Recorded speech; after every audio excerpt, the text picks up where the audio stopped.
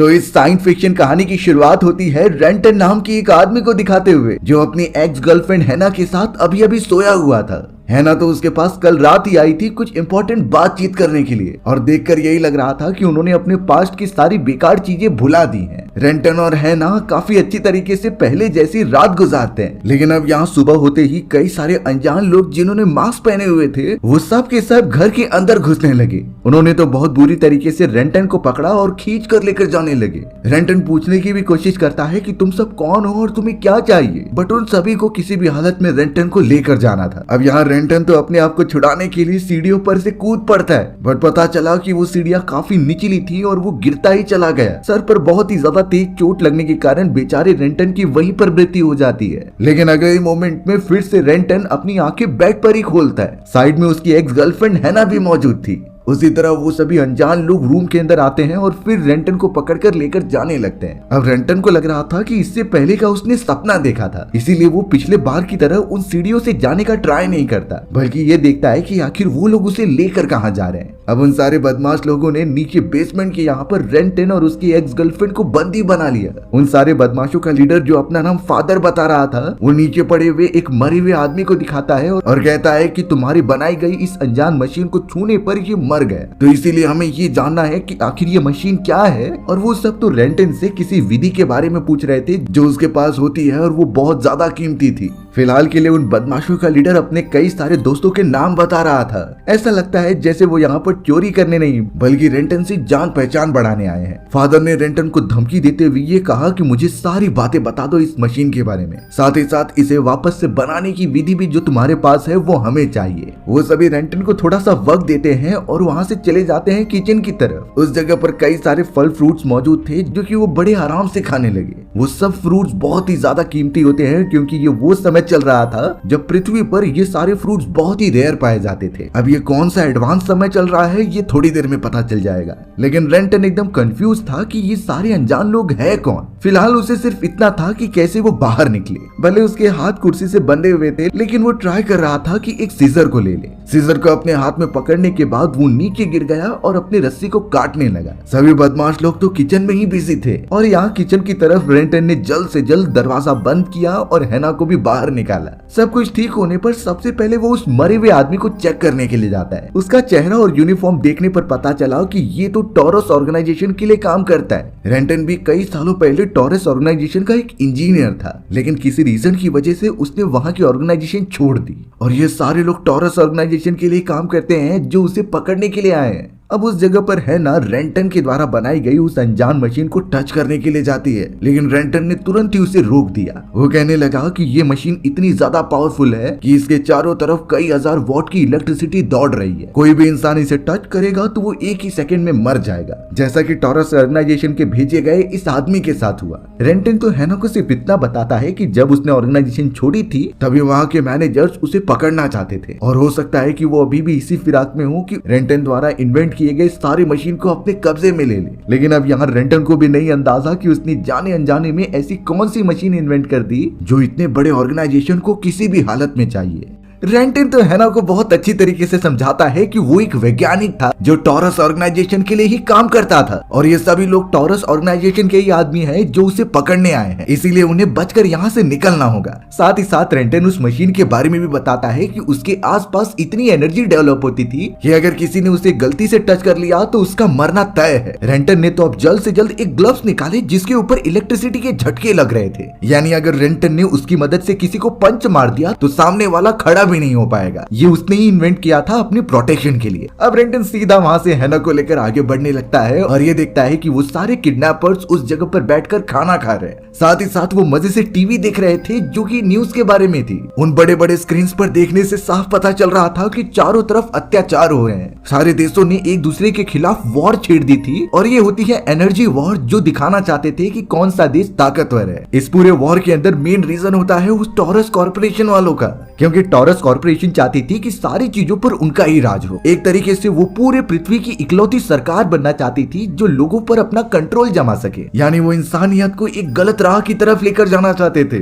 But in सारी चीजों के बीच ब्लॉक नाम का एक दूसरा ऑर्गेनाइजेशन होता है। ये ऑर्गेनाइजेशन टॉरस कॉर्पोरेशन का एक ओपोनेंट था जो उनसे लड़कर सारी चीजें वापस लाना चाहते हैं। एक तरीके से ये दोनों ऑर्गेनाइजेशन एक दूसरे के दुश्मन हैं। पर फिलहाल यहाँ रेंटन को किसी भी हालत में हैना को लेकर बाहर निकलना होगा। उन सारे किडनैपर्स के पास गन मौजूद है जो उन्हें और भी ज्यादा खतरनाक बनाती है और हर एक मोमेंट पर उसे बचकर रहना होगा। रेंटन के पास थोड़ा कॉन्फिडेंट था क्योंकि उसके पास इलेक्ट्रिक ग्लव्स थे। वो जैसे ही अंदर घुसा तो उसने एक आदमी को पंच मारकर बेहोश कर दिया। हैना उस जगह से थोड़ा सा दूर चली जाती है और रेंटन को लगा कि वो सबको मार देगा, लेकिन उसी समय फादर नाम का वो गैंग मेंबर अपनी गन निकालता है और सीधा शूट कर देता है रेंटन को। रेंटन बेचारे ने ये एक्सपेक्ट ही नहीं किया था और उसे गोली लग गई और वो वहीं मर गया। पर शॉकिंग बात ये हुई कि अगले ही मोमेंट में वो अपने बेड से उठ रहा था, यानी जो चीजें जैसे खत्म हुई थी वैसे ही स्टार्ट हो गई हैं। रेंटन हैना के साथ सोया हुआ था और उसी समय पर वो सारे बुरे लोग वहां पर पहुंच जाते हैं उन्हें पकड़ने के लिए। सेम वैसा ही हो रहा था जैसे पिछली बार के टाइम पर हुआ था। वो सभी गैंग मेंबर्स उन दोनों को पकड़कर नीचे वाले हिस्से में लेकर जाते हैं। सेम वही चीजें पूछी गई थी जो पहले पूछी गई होती हैं। और रेंटन इस मोमेंट के बाद थोड़ा समझ ही गया था कि वो एक लूप में फंस चुका है। ये एक ऐसा लूप था जिसके अंदर अगर वो मर गया तो वो वापस स्टार्टिंग से स्टार्ट करेगा। सारे गैंग मेंबर्स अपने आप को इंट्रोड्यूस करते हैं और बताते हैं कि उन्हें क्या चाहिए, जिसके बाद वो खाने पीने के लिए किचन वाले एरिया में चले गए।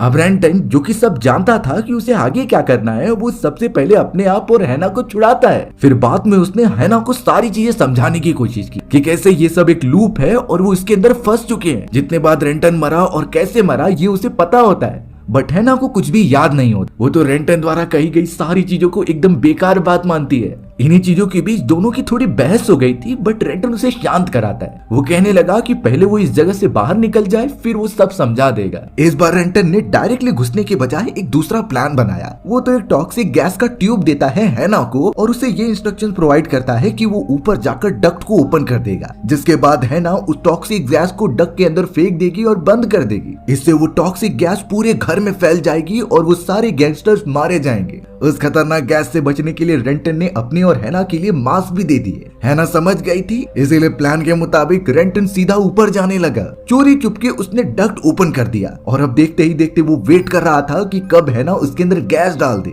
रेंटन को पूरा भरोसा था कि ये प्लान कामयाब होगा। एक आदमी ने तो रेंटन को देख भी लिया होता है, इसीलिए वो भागते हुए एक चैम्बर के अंदर चले गया जहाँ का दरवाजा बंद कर देता है क्योंकि थोड़ी ही देर में टॉक्सिक गैस फैलने वाली है। थोड़ा वेट करने के बाद जब रेंटन वापस बाहर निकला तो उसे कहीं भी वो गैंगस्टर्स दिखाई नहीं दे रहे थे, लेकिन जैसे ही वो बेसमेंट वाले एरिया में आता है तो पता चला कि उन गैंगस्टर्स ने हैना को पकड़ लिया है। एक्चुअली में हैना ने वो गैस डक के अंदर डाला ही नहीं था। अब अपनी एक्स गर्लफ्रेंड हैना को इतनी मुसीबत में देखकर रेंटन रेडी हो जाता है उनकी बात मानने के लिए। उसने तुरंत ही तिजोरी ओपन की और अपनी सारी जमा पूंजी उन गैंगस्टर्स के नाम कर दी। रेंटन को बहुत बुरी तरीके से पकड़ लिया जाता है और उसके साथ तो शायद बुरा सुलूक होने वाला था। अब उन गैंगस्टर्स के पास वो बड़ी सी मशीन और रेंटन द्वारा की गई सारे एक्सपेरिमेंट्स होते हैं, इसीलिए तो वो सब यहाँ पर आए थे। यानी अब रेंटन का काम हो चुका है तो उसे मार देना चाहिए। पर तुरंत ही हैना उनके सामने आकर बोलती है कि इससे भी बहुत सारे काम करवाने हैं, तो हमें नहीं भूलना है कि हमारा मेन मोटिव क्या है। अब ये शॉकिंग रियलिटी देखकर तो रेंटन एकदम चौंक गया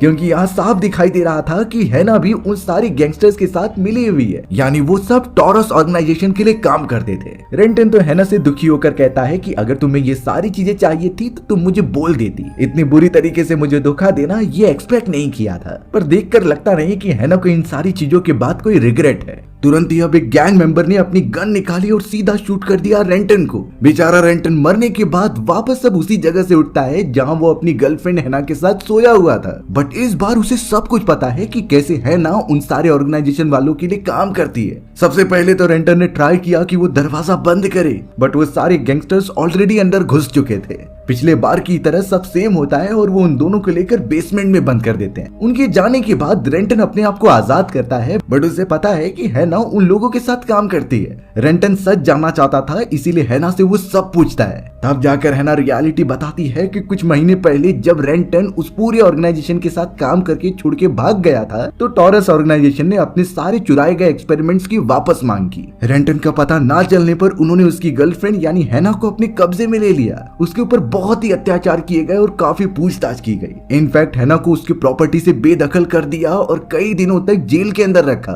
ये इसलिए क्योंकि इस समय तक टॉरस ऑर्गेनाइजेशन काफी बड़ी गवर्नमेंट बन चुकी होती है। हैना को तो रेंटन पर भी बहुत गुस्सा आता था क्योंकि वो बिना बताए उसे चला गया, लेकिन रेंटन की ये बात साफ थे कि वो पूरा एक्सपेरिमेंट उसने किया था और टॉरस ऑर्गेनाइजेशन उसका गलत यूज कैसे कर सकती थी, इसीलिए वो सारी चीजों को लेकर वहाँ से भाग गया। अब रेंटन बातों ही बातों में जब वहाँ के कंप्यूटर को चेक कर रहा होता है तो उसके अंदर एक रिकॉर्डिंग मिली। वो रिकॉर्डिंग रेंटन और हैना की थी, लेकिन रिकॉर्डिंग में वो कुछ बताना चाहते थे। दोनों ही बहुत ही ज्यादा पैनिक होते हैं, बट वो सिग्नल बीच में ही कट गया। रेंटन चौक में रहता है क्योंकि उसने ये चीज तो कभी एक्सपीरियंस ही नहीं की। शायद ये कोई नई थॉट है जो उसे समझना पड़ेगा। फिलहाल रेंटन अब हैना को लेकर वो सारी चीजें नहीं करता जिसमें कि उसकी मौत हुई थी। वो उसे लेकर एक चैम्बर में जाता है और हैना को आगे चलने के लिए कहता है। हैना जैसे ही आगे मुड़ी, तुरंत ही वो उसे बिजली का झटका देकर बेहोश कर दे रहा था। ये इसलिए क्योंकि रेंटन नहीं चाहता कि हैना कोई चालाकी करके उसे मार दे, क्योंकि वो उन गैंगस्टर्स से मिली हुई है। थोड़ी देर बाद जब हैना को होश आया और वो बैठ जाती है तो रेंटन बता रहा था कि जब वो टॉरस ऑर्गेनाइजेशन के लिए काम करता था तो उसने ये मशीन बनाई थी। इस मशीन के अंदर अनलिमिटेड अमाउंट ऑफ एनर्जी है जो पूरे पृथ्वी पर हो रही एनर्जी क्राइसिस को खत्म कर सकती है।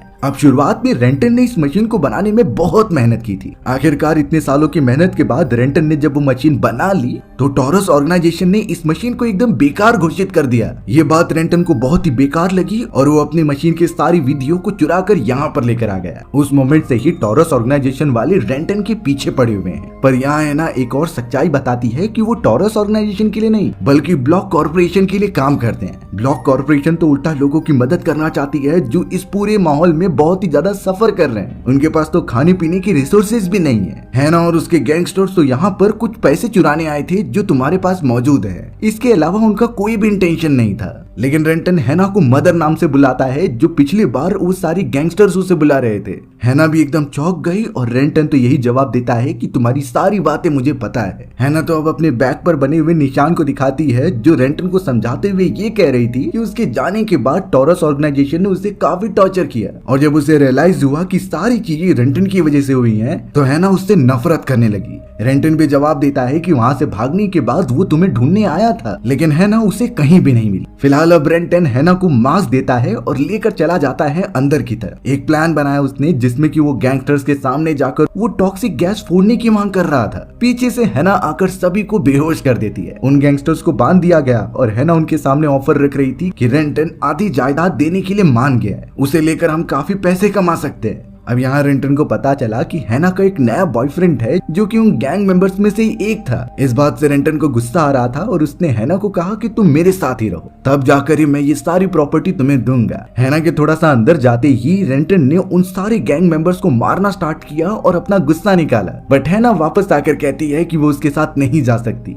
और अगर यही उसका डिसीजन है तो रेंटन ने भी कहा कि वो उसे पैसे नहीं देगा। हैना ने गुस्से में रेंटन के ऊपर बंदूक तान दी और तुरंत ही उसे शूट भी कर देती है, बट वो गोली कहीं ना कहीं उस मशीन के पास भी जाकर लगी थी। अब इस लूप के खत्म होने के बाद जब रेंटन वापस से उठता है तो एक चेंजेस दिखाई दे रहे थे। उस टाइम लूप में इस बार हैना को भी अपने प्रीवियस वाले लाइफ की सारी बातें याद होती हैं। यहाँ पर भी वैसे ही हुआ, यानी वो सारे गैंग मेंबर्स आते हैं और उन्हें लेकर जाते हैं। पर इस बार हैना भी एकदम शॉक थी क्योंकि उसे एक्सपीरियंस हो रहा था। जैसे ही वो दोनों आजाद होते हैं तो रेंटन हैना को यही समझाता है कि वो एक टाइम लूप में फंस चुके हैं और जरूर ये उस इलेक्ट्रोफाइड मशीन की वजह से हो रहा था जिसमें शायद कुछ गड़बड़ हो गई है। रेंटन जब कंप्यूटर के अंदर कई सारी इंफॉर्मेशन चेक करता है तो उसे एक लॉग फाइल मिली जिसके अंदर एक 611 का स्टार्टिंग पॉइंट और 925 का एंडिंग पॉइंट लिखा था। यानी वो इस लूप के अंदर 611 को ही उठते हैं और 925 तक वापस से रीसेट हो जाते हैं। सारी चीजें उसने हैना को भी समझाई और कंफर्म हो जाता है कि वो एक लूप में फंस चुके हैं। हैना तो अब रेंटन से पूछने लगी कि इस मशीन को पावर कहाँ से मिलती है जिससे वो उसे बंद कर दे और वो लूप से भी बाहर निकल जाए। रेंटन ने बताया कि इस मशीन को पावर उनकी सेल से मिलती है जिसे वो ऑटोमेटिकली चार्ज करते रहती थी और इससे अनलिमिटेड टाइम के लिए ये चलती रहेगी। लेकिन अगर वो सेल को ही निकाल दे तो इस मशीन को पावर मिलना बंद हो जाएगी। बट रेंटन हैना से कहता है कि हमें सबसे पहले उन गैंगस्टर्स को मारना होगा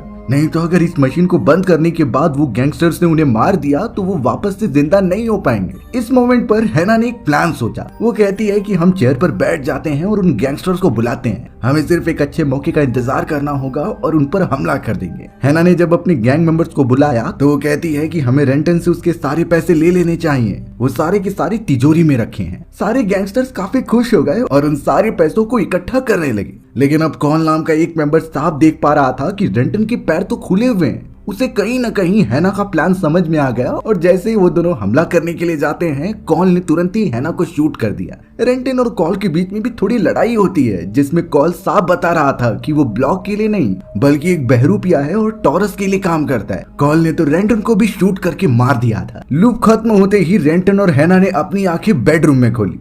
रेंटन हैना को ये सारी बातें समझा रहा था कि कैसे कॉल नाम का उनका गैंग मेंबर टॉरस के लिए काम करता है। वो यहाँ पर तुम्हारे साथ होने का नाटक कर रहा था। उसे पैसे नहीं बल्कि वो सारी मशीन चाहिए थी जो टॉरस ने उसे लाने के लिए कहा होता है। हैना भी सब कुछ समझ गई थी, इसीलिए वो रेंटन के साथ वापस एक प्लान बनाती है। उसने कहा कि हमें फादर यानी कि बैन नाम के उनके गैंग मेंबर को ये समझाना होगा कि कॉल एक दुश्मन है, वो हमारे साथ रहकर नाटक कर रहा है। इसलिए थोड़ी देर बाद उस प्लान को आगे बढ़ाते हुए हैना अपने साथियों को आवाज लगाती है। सभी लोग उस चैम्बर में पहुंच गए और देखा कि हैना बंधी हुई है और रेंटन वहां से भाग चुका है। उसे खोलने के बाद हैना सभी को कहने लगी कि चारों तरफ फैल जाओ और रेंटन को ढूंढ कर लेकर आओ। सभी गैंग मेंबर्स वहां से निकल चुके थे और इसी मौके का फायदा उठाकर हैना बेन से बातचीत करती है। वो सब समझा रही थी कि कैसे कॉल एक दुश्मन है और हमें किसी भी हालत में उसे मारना होगा। रेंटन जो अपनी जान बचाकर वहां से आगे बढ़ रहा था, वो देख पा रहा होता है कि कैसे गैंग मेंबर गिरा पड़ा हुआ है। उसे भारी चोट लगी थी जिसे किसी और ने नहीं बल्कि कॉल ने मारा होता है। हैना ने बेन को सब समझा तो दिया था बट आगे से ही कॉल आ जाता है।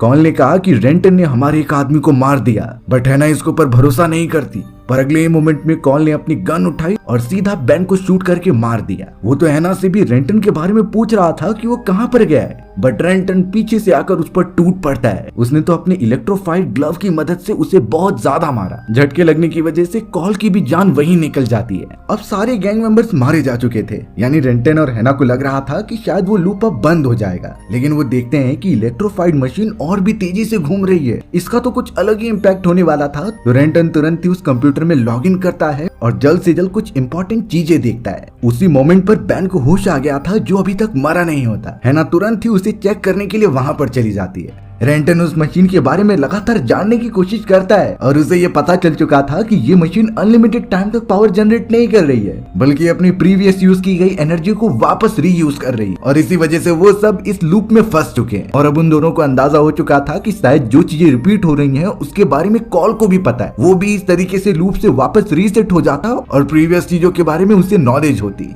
ये तो और ज्यादा खतरनाक बात हो गई थी और उन्हें किसी भी हालत में उसे मारकर यहाँ से बाहर निकलना था। इन्हीं रीजंस की वजह से हैना रेंटन को कह रही थी कि तुम अगर ये ब्लॉक ऑर्गेनाइजेशन को दे दोगे तो शायद वो सारी चीजें ठीक करने में मदद करें। रेंटन को शुरुआत से यही डर था कि ये एडवांस मशीन किसी गलत हाथों में ना पड़ जाए, बट इस बार वो हैना के ऊपर भरोसा दिखाता है और मान जाता है कि वो ब्लॉक ऑर्गेनाइजेशन को मशीन दे देगा। ये सारी बात होती तभी वहाँ एक और गैंग मेंबर आ गया घायल अवस्था में और तुरंत ही रेंटन को गोली मार दी। वो पूरा लूप वापस से स्टार्ट हो जाता है। रेंटन तो सोच रहा था कि सबसे पहले वो यहाँ से अपनी जान बचाकर भाग सकते हैं, पर हैना कहने लगी कि वो मशीन हम इस तरीके से छोड़कर नहीं जा सकते। इसीलिए फिलहाल उन्होंने वो चीजें की जिससे वो बचे रहे। गैंगस्टर्स के पकड़ने के बाद सीधे वो चले जाते हैं बेसमेंट की तरफ और दोनों ही मिलकर अपना प्लान बना रहे थे कि कैसे हैना यहीं पर रुकेगी और रेंटन जाकर कॉल को ढूंढ के मार देगा। सिर्फ वही एक आदमी है जिसे सारी बातें पता है। तो हैना भी रेंटन का वेट करती है और उसने साफ कहा था कि उसके अलावा कॉल अगर यहाँ पर आ गया तो इस मशीन को एक पासवर्ड के थ्रू पूरा डिस्ट्रॉय कर देना। इस पासवर्ड को रेंटन ने हैना को बता दिया था। वो निकल पड़ा कॉल की तलाश में अपने हाथ में टॉक्सिक गैस लेकर। सामने अगर कॉल आया तो वो उसकी बॉडी पर टॉक्सिक गैस मार देगा।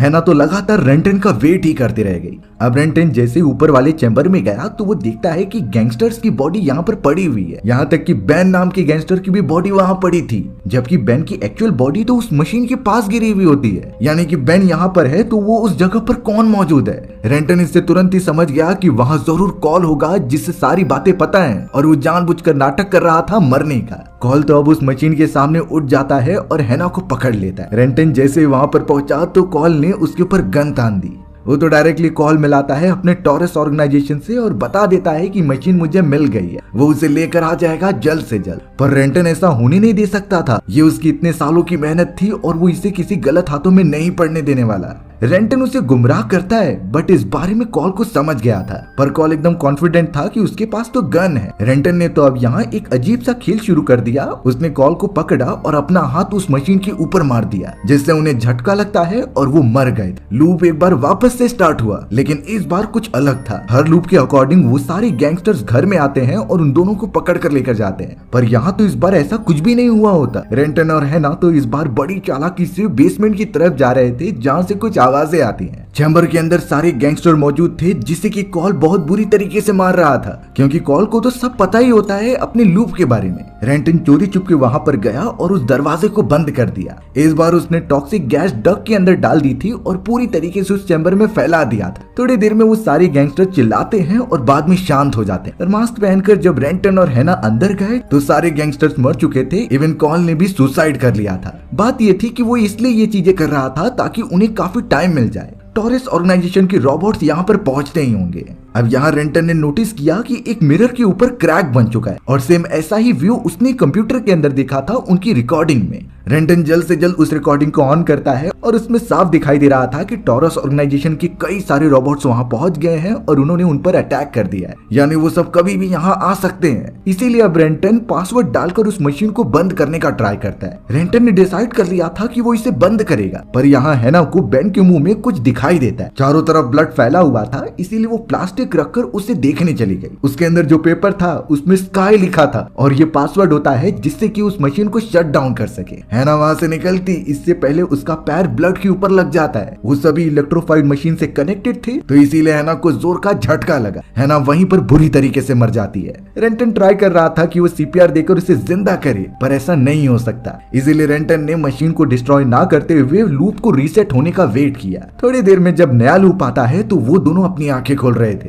अंदर की तरफ सारे गैंगस्टर आते तो हैं, लेकिन इस बार हैना उन सभी को रोकते हुए सारी सच्चाई बताती है। अच्छी बात ये थी कि बेन और एक और साथी को सब कुछ याद होता है, यानी वो भी अब हैना और रेंटन के साथ थे। चारों कैसे भी करके अंदर जाते हैं और कॉल को ढूंढने लगते हैं, पर कॉल और उसका एक और साथी को इस प्लान के बारे में पता था। उन्होंने बहुत अच्छी तरीके से सभी को घेर लिया और गन पॉइंट पर ले लिया। सबसे पहले वो हैना को टॉर्चर करते हैं, जिससे कि रेंटन मशीन को शट डाउन करने का पासवर्ड बता दे। अब बेचारे रेंटन को ये बताना ही पड़ा, जिसके बाद कॉल और उसका एक मेंबर मशीन को बंद करने लग जाते हैं। लेकिन अभी भी कंफर्मेशन नहीं थी कि वो मशीन बंद हुई है कि नहीं। उसका सिलेंडर शेप अपने आप ही घूमता जा रहा था। कॉल ने तो बेन के एक साथी को बहुत बुरी तरीके से मार दिया, जिसके बाद रेंटन ये कहता है कि इस मशीन को मैन्युअली भी बंद करना होता है। जैसे ही वो एक लीवर के पास गया तो उसने इलेक्ट्रिसिटी ही बंद कर दी, जिससे चारों तरफ अंधेरा हो जाता है और गोलीबारी भी चालू हो गई थी। बट यहाँ रेंटन हैना को लेकर किसी भी तरीके से बाहर निकल गया। वो दरवाजे से गार्डन की तरफ जाते हैं और उन्हें सांस लेने में काफी प्रॉब्लम हो रही थी। यहाँ पर वायुमंडल बहुत बुरी तरीके से खराब हो चुका था और वातावरण में हवा की काफी कमी थी। वो दोनों जब आगे बढ़ते हैं तो पता चला कि घर के चारों तरफ एक सर्कल बनाया गया है और रेंटन समझ गया कि इसके अंदर ही वो टाइम लूप काम कर रहा था। बाहर जाने पर वो एकदम सेफ रहेंगे, तो रेंटन ने हैना को यहाँ से सेफ जगह पर जाने के लिए कहा, जबकि वो अंदर जाकर उस मशीन को डिस्ट्रॉय करेगा। बट हैना इस तरीके से उसे अकेले नहीं जाने देना चाहती थी, इसीलिए अब दोनों ना चाहते हुए भी अंदर आते हैं और कॉल को ढूंढने लगते हैं। कॉल भी वेपन लेकर उन दोनों को ही मारने के लिए ढूंढ रहा था। कॉल के साथ एक और आदमी था जो लगातार हैना का नाम पुकारता है और हैना समझ गई कि ये वही आदमी है जो उसे टॉर्चर किया करता था। वो बहुत ही गुस्सा होकर रेंटन के साथ उसके ऊपर टूट पड़ी और आखिरकार उसे जान से मार ही देती है। जब वो चैम्बर में पहुंचे तो पता चला कि कॉल अभी भी जिंदा है, तो रेंटन ने तुरंत ही उसे पकड़कर मशीन पर डाल के मार दिया। रेंटन उसे डिस्ट्रॉय करने का ट्राई तो करता है, बट वो रुक गया। अब उन कंप्यूटर के ऊपर जब वो कई सारे सीक्वेंस देखता है तो पता चला कि ये 9 लूप्स का सीक्वेंस है। 9 लूप्स के बाद ये वापस से रीसेट हो जाता था और सारी चीजें वापस से फर्स्ट लूप से शुरुआत होती थी, जैसा कि उन्होंने एक्सपीरियंस किया था। यानी ये बात साफ है कि रेंटन और हैना इस लूप के अंदर कई सालों से फंसे हुए हैं और हर एक 9 सीक्वेंस के बाद उनकी मेमोरीज चली जाती थी। यही चीज है कि उन्हें वो रिकॉर्डिंग के बारे में याद नहीं जो उन्होंने रिकॉर्ड किया था। अब टॉरस ऑर्गेनाइजेशन के कई सारे रोबोट्स के आने की आवाज उन्हें सुनाई देने लगी। रेंटन उसे डिस्ट्रॉय तो करता है, बट बाद में उसने हैना से कन्फेस किया कि हम इसे ठीक करने के एक और बार ट्राई कर सकते हैं। यानी वो उस 9 लूप के सीक्वेंस में वापस जाएंगे और कोई नया तरीका ट्राई करेंगे जिससे ये मशीन बच जाए। रेंटन ने वापस से एक अच्छा वीडियो रिकॉर्ड किया जैसा कि पहले था। वहाँ पर अब रोबोट्स आ गए जिन्होंने उन दोनों को शूट कर दिया था, यानी दोनों ही वहाँ पर मर गए। अब अगले मोमेंट में वो दोनों बेड पर ही सोए हुए दिखाए जा रहे थे, जिससे ये कंफर्म हो गया कि वो 9 लूप्स का सीक्वेंस चालू हो चुका है। पता नहीं वो दोनों इस बार कुछ कर पाएंगे कि नहीं, लेकिन हमारी कहानी यहीं पर खत्म हो गई। सो व्यूअर्स, आपको ये स्टोरी कैसी लगी कमेंट सेक्शन में बताना भूलना मत। और अगर आपको मेरा एक्सप्लेनेशन 1% भी अच्छा लगा होगा ना, तो वीडियो को लाइक एंड चैनल को सब्सक्राइब जरूर कर देना। मिलते हैं इसी तरीके की मजेदार वीडियोस में, तब तक के लिए बाय बाय।